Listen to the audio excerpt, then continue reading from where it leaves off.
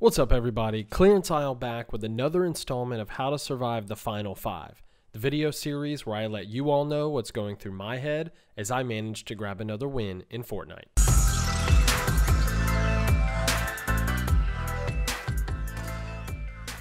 Welcome back, everybody. Today I've got a really fun video for you. I've had a lot of requests for videos where I'm really behind in the game. I've had videos that I've showed you guys before where, I've been really lucky with the circle or had some advantage one way or the other. But in today's video, I am behind most of this game. Right now, I'm going into a top 15 with 65 health here. The storm's moving past me. I'm still fighting. I've only got 13 bandages, and I've got to cross Loot Lake in the storm. I really couldn't be further behind right here. Because I have these bandages, I'm gonna, obviously end up okay, but I wanted to step you guys through what I'm thinking here. So the enemy that I was just engaged with has backed away. He's trying to get out of the storm as well. I'm assuming he has, not too many bandages.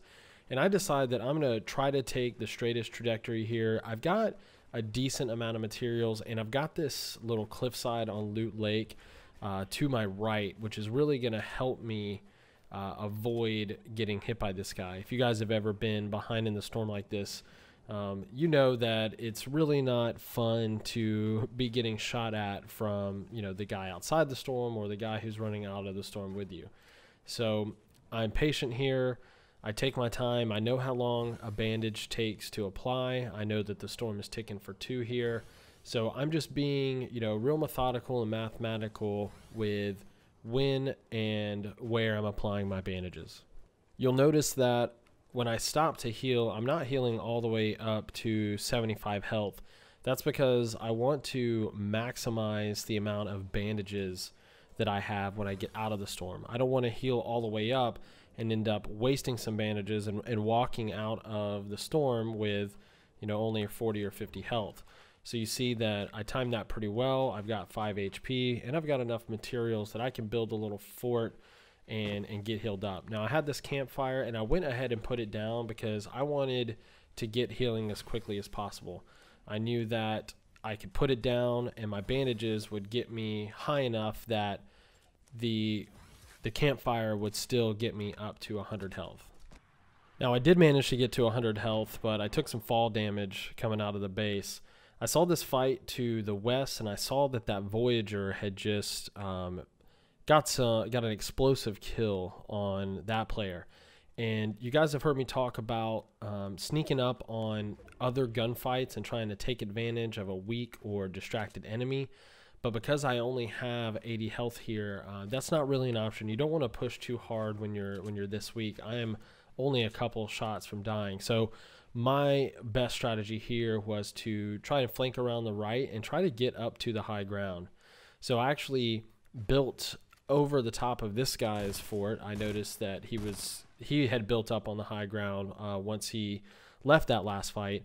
And the reason that I built over him is I didn't want to be face to face with this guy in some sort of shotgun battle. One good shotgun, one body shot with the pump would have killed me. So I wanted to build over him.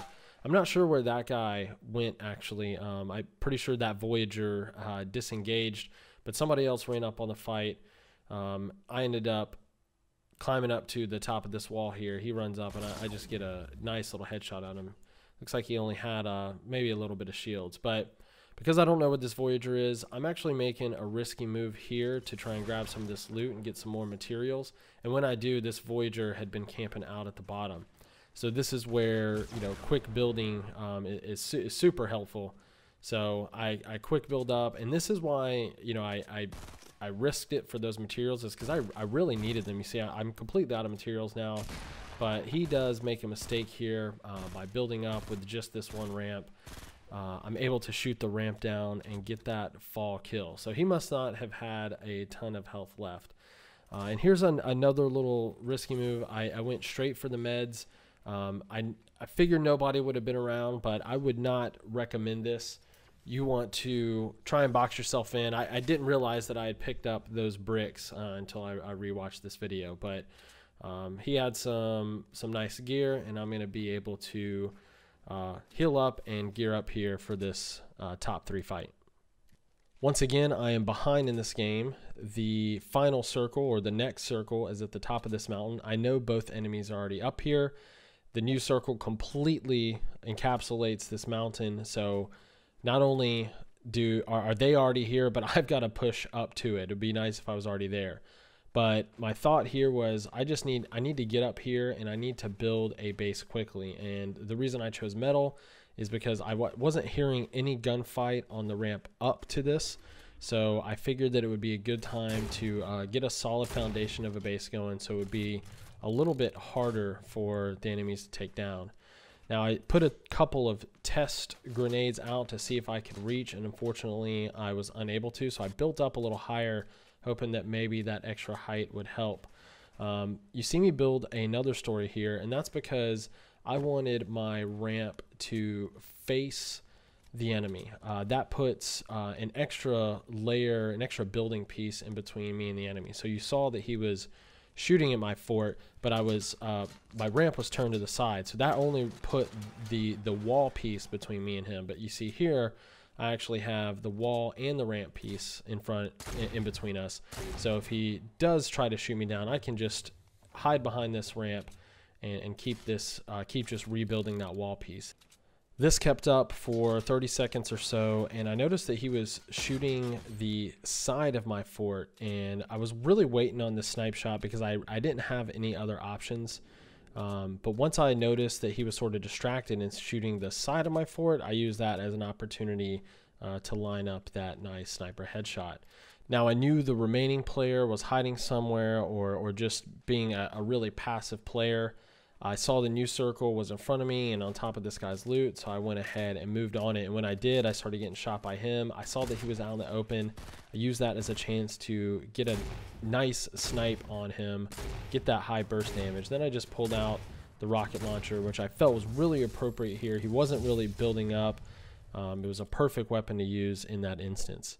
Well, I really hope you guys enjoyed today's video. I'm going to try to do these how to survive videos a little bit closer to the top 5, starting to realize that the top 20 is pretty easy to get into, and I want to show you guys more of that late game action. As always, if you enjoyed the video, please give it a like, subscribe if you haven't already for more content like this, and I'll see you guys next time.